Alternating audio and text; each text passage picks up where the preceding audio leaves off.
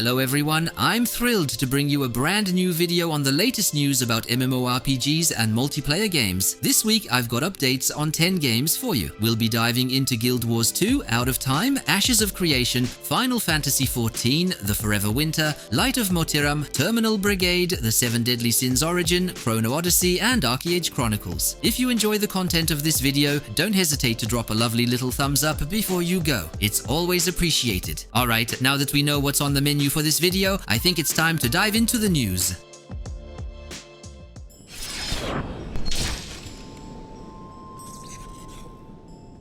Let's catch up on some news about the MMORPG Ashes of Creation, a PC game in development by Intrepid Studios, built using the Unreal Engine 5. Just to clarify, the game doesn't have an officially announced release date yet. What we do know is that you'll need to be patient, as the game is still in its alpha phase. To be precise, we're currently in the second phase of Alpha 2.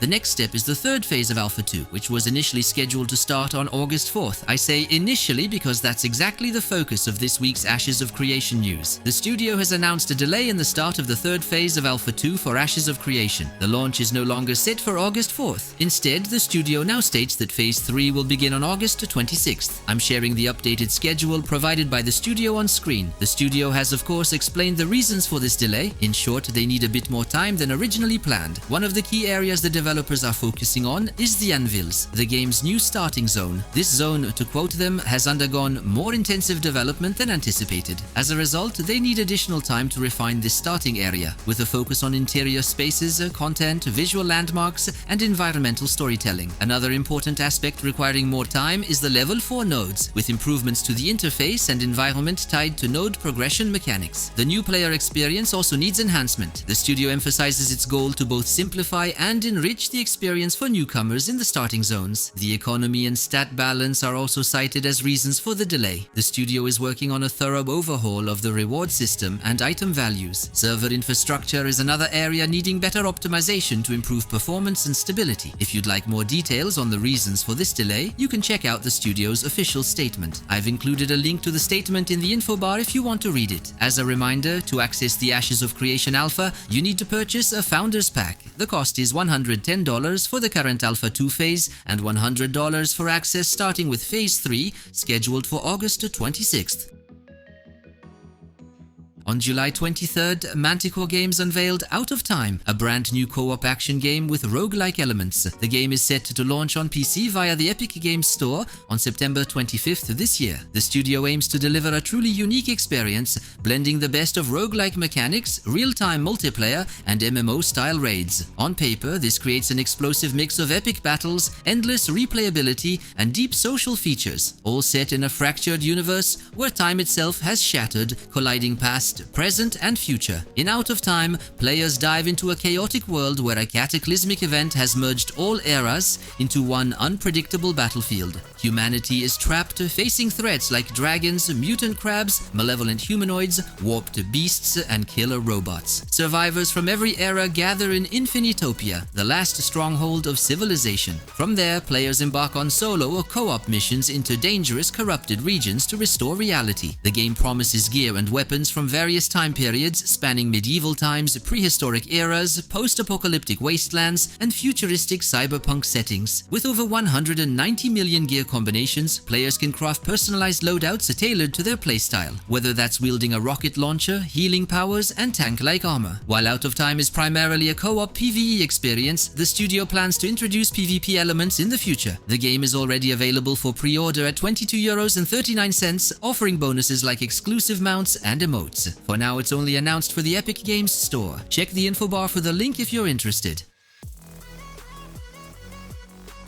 Square Enix has revealed the release date for patch 7.3 of their MMORPG Final Fantasy XIV, titled The Promise of Tomorrow. This new update will be available starting August 5th. The studio also released a new trailer dedicated to this patch, which I'm currently showing you. Patch 7.3 will bring new main story quests, the next chapter of the Echoes of Vana'diel Alliance raids, a brand new dungeon, a new map for the Crystalline Conflict PvP mode, new PvP gear, and much more. As usual, Square Enix isn't just showcasing the content for patch 7.3, they've they've also teased what's coming in the minor updates that will follow. For instance, patch 7.31 will update cosmic exploration, letting you venture to a new planet. Patch 7.35, on the other hand, will introduce a new deep dungeon, new allied tribe quests, and the next chapter of Hildebrand's adventures. The studio provided a handy summary of what patch 7.3 and its follow-up updates will offer. I'm displaying this summary on screen so you can easily see what's in store for the game. As a reminder, you can play Final Fantasy XIV for free with a trial offer that has no time limit and lets you progress up to level 70. To continue beyond that, you'll need to purchase the game and subscribe. The trial is available on PC, PlayStation, and Xbox. You'll find links to the update details and the free trial offer in the info bar.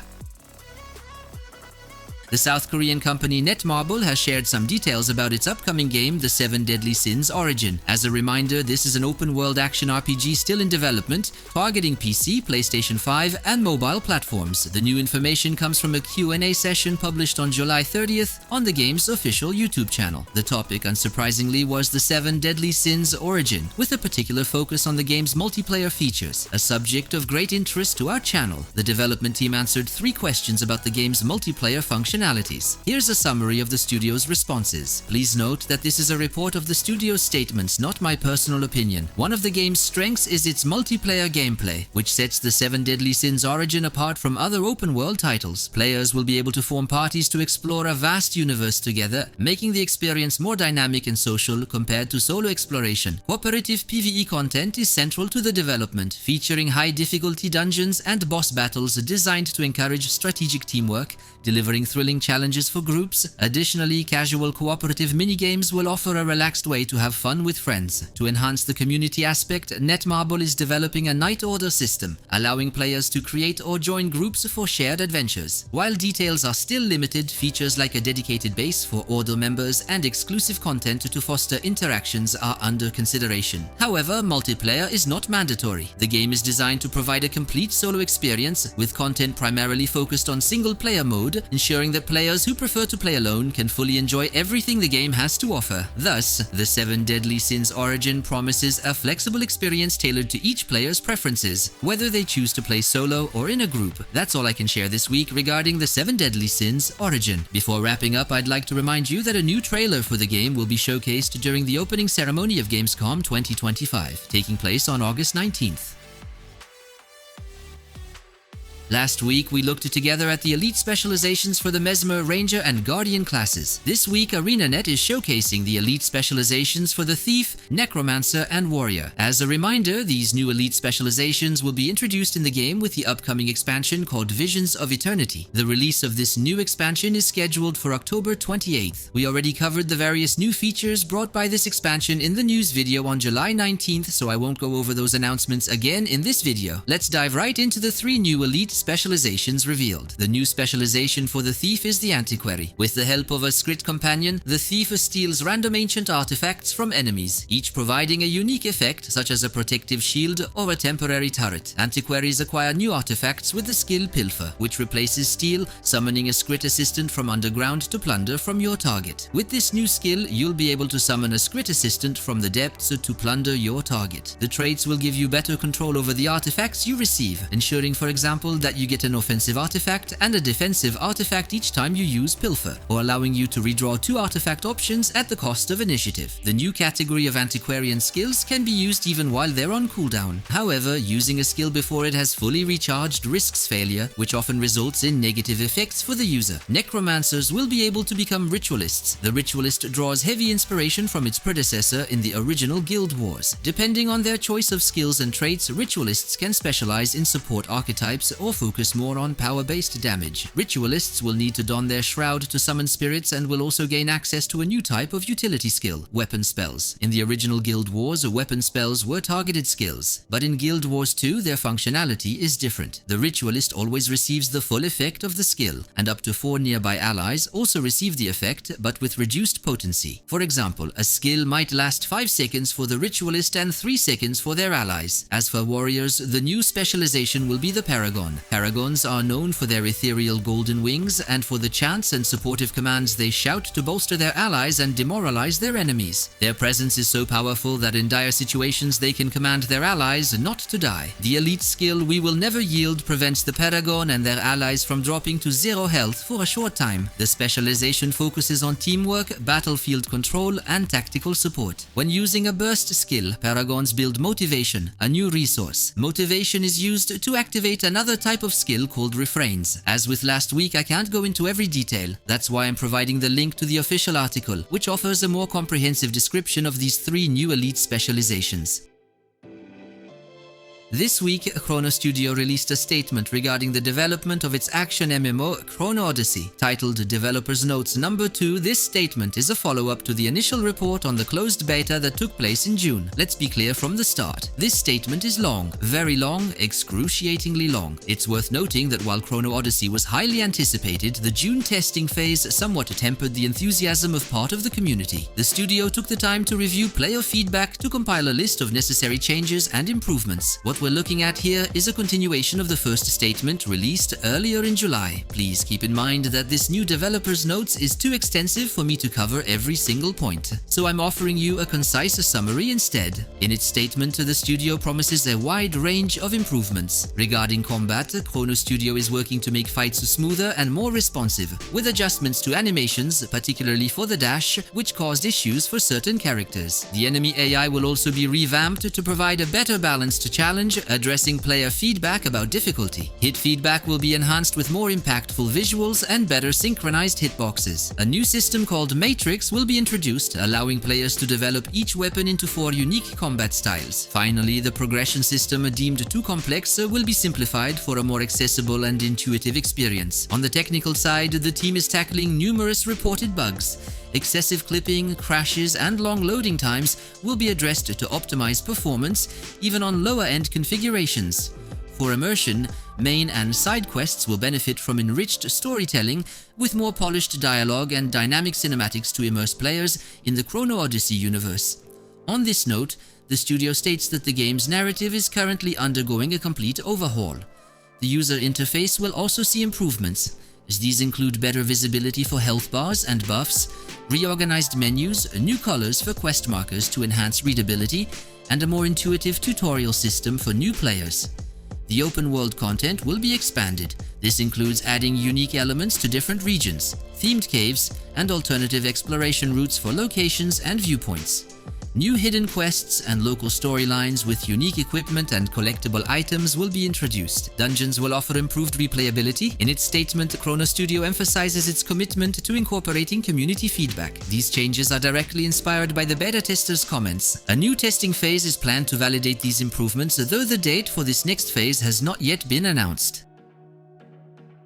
Publisher Level Infinite and developer Pew Pew Games have released Terminull Brigade this week, an action-packed roguelike game. You can play solo or in co-op, with the game featuring a third-person perspective. Terminull Brigade is available on PC and can be downloaded directly from the official website with a dedicated launcher, as well as on Steam and the Epic Games Store. To mark its launch, the game introduces its inaugural season, named Ground Zero. This pre-season offers 2 distinct game modes and 6 playable characters. Special events are also included, rewarding players for logging in, completing missions, and more. Terminull Brigade is a co-op shooter set in a cyberpunk universe, where you dive into ever-changing digital worlds, face enemies, uncover the secrets of virtual realities, and tackle randomized challenges in each run, culminating in tough boss battles. Choose from the rogue tiers, heroes with unique playstyles, equipped with special abilities and customizable through a skill tree and upgrades. Indeed, you have access to multiple characters, each with their own distinct playstyle, special abilities, and the ability to evolve through a skill tree and modifications. Once in-game, you'll experience a blend of action, RPG, and shooter elements. Whether playing solo or in co-op, every match makes you stronger. Victories and defeats alike allow you to collect loot to craft new weapons and refine your strategies with varied builds. If you're interested, I've linked the official website in the description below. From there, you can either download the game directly or be redirected to the Steam and Epic Games store pages if you prefer.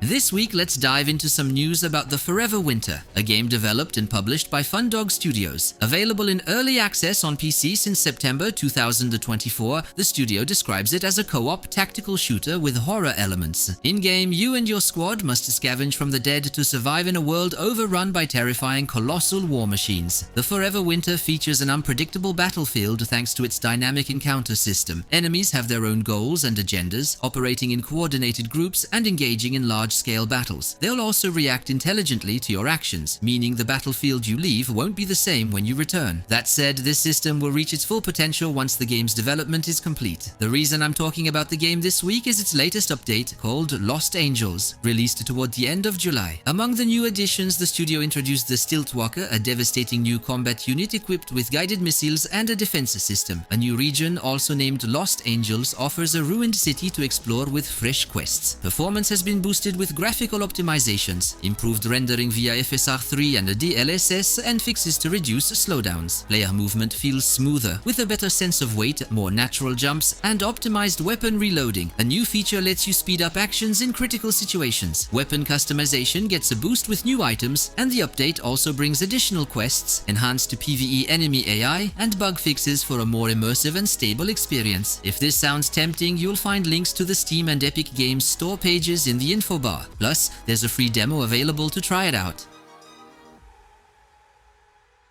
According to an article published by Reuters this week, Sony Interactive Entertainment has filed a lawsuit against Tencent in a California federal court. Sony accuses Tencent of copyright and trademark infringement related to the Horizon IP. The complaint targets Light of Motiram, a game announced in 2024 and developed by Polaris Quest, a studio owned by the Chinese giant Tencent. For context, Light of Motiram is a multiplayer action survival game set in a post-apocalyptic open world overrun by mechanical animals. It's in development for PC, mobile, and PlayStation 5. In its lawsuit, Sony claims that Tencent's Light of Motiram is, quote, a servile clone of its Horizon games, copying several distinctive elements and risking confusion among consumers. Sony further states that Light of Motiram mirrors Horizon in gameplay, story themes, artistic elements, and numerous other similarities. Sony also noted that video game journalists have called Light of Motiram a rip-off of Horizon, even citing the term Horizon Zero originality used by some media to bolster its case. Sony is seeking unspecified damages and an injunction to prevent Tencent from further infringing on its intellectual property rights. Additionally, Sony revealed that it rejected an offer from Tencent last year to collaborate on a new Horizon game. Following this refusal, Tencent announced Light of Motiram. As of now, Tencent has not issued a public response to the lawsuit. I'll be sure to share any statement from Tencent if they choose to address Sony's claims publicly. That said, I'd like to clarify that Light of Motiram doesn't entirely copy the Horizon experience. It's an action RPG with survival and base building elements. Yes, its world undeniably resembles Horizon's, but they offer distinct experiences. Some have claimed that fighting a massive creature with a hammer is a direct copy of Horizon. Yet a two-handed hammer combat isn't exclusive to Horizon. While Light of Motiram does draw heavy, sometimes questionable inspiration from Horizon, we should avoid overgeneralizations. There are enough similarities to raise concerns, but let's also keep perspective and avoid bad faith accusations.